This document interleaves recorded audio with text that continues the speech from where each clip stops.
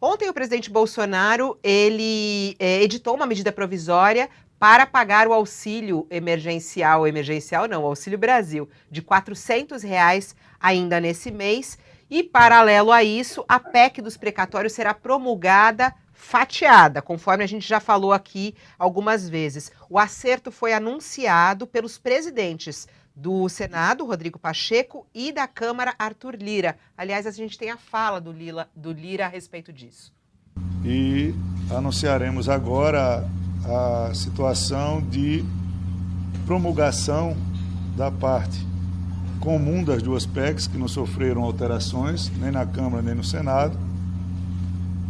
São partes importantes, também o presidente Pacheco discorrerá, mas a mais importante de todas é a abertura do espaço fiscal no orçamento para o pagamento do auxílio emergencial, a manutenção das regras que foram estipuladas pelas duas casas para a compensação dos precatórios, a questão do parcelamento dos débitos previdenciários dos municípios em 240 meses, dentre outros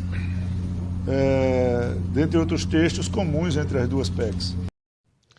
O que isso significa, Josias? Ô, Fabíola, a grande aposta do Bolsonaro para recuperar o seu fôlego eleitoral, evitando a queda na pesquisa, é o Auxílio Brasil, essa versão piorada de um programa consagrado que era o Bolsa Família. Essa é a grande aposta do Bolsonaro para 2022.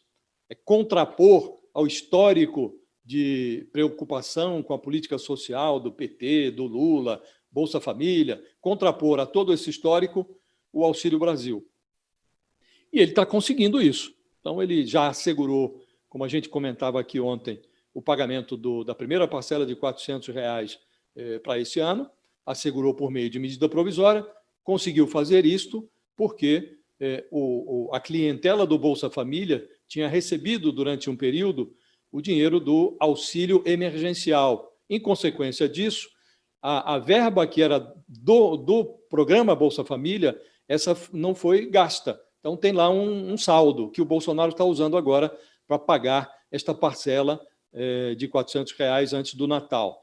E, para o ano que vem, o Bolsonaro está contando com a promulgação. Quando é uma emenda constitucional, não é o presidente que sanciona, é o Congresso que promulga. Então, cabe ao presidente do Congresso, Rodrigo Pacheco, promulgar esta proposta de emenda constitucional que deu um calote em dívidas judiciais para abrir uma despesa para entregar para o Bolsonaro 106 bilhões de reais para ele gastar no ano eleitoral. O que é que está acontecendo agora? Está prevalecendo a posição do Arthur Lira, que é da promulgação fatiada. Eles vão pegar o que há de comum em relação ao texto que foi aprovado no Senado e o que foi aprovado na Câmara e promulgar. Isso deve ocorrer hoje. E o resto vai para uma votação na próxima terça-feira.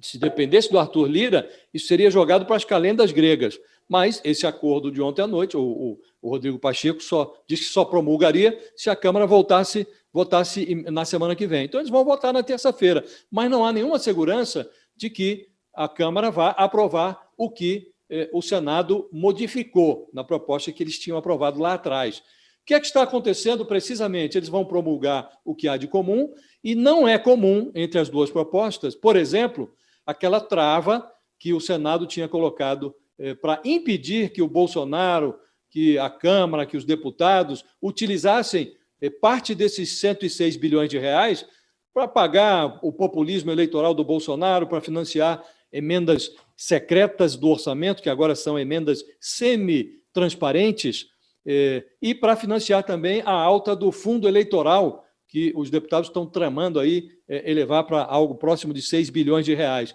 Então, se a Câmara não aprova estas novidades que o Senado introduziu na emenda constitucional, a oposição vai fazer papel de idiota, porque aprovou a proposta de emenda constitucional no Senado sob a condição de que aquilo que foi introduzido seria respeitado pela Câmara. Aí tem o líder do governo, Fernando Bezerra, o senador, que assegurou que tudo seria assim, os oposicionistas, senadores oposicionistas, acreditaram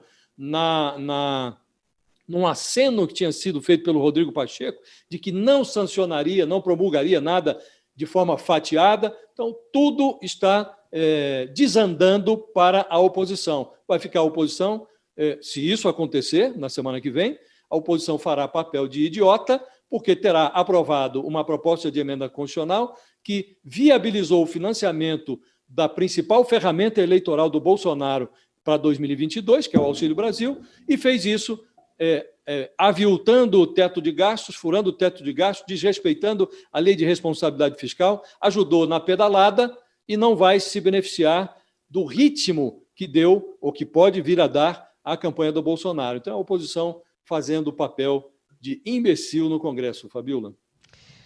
É isso, Josias de Souza. Vamos que vamos.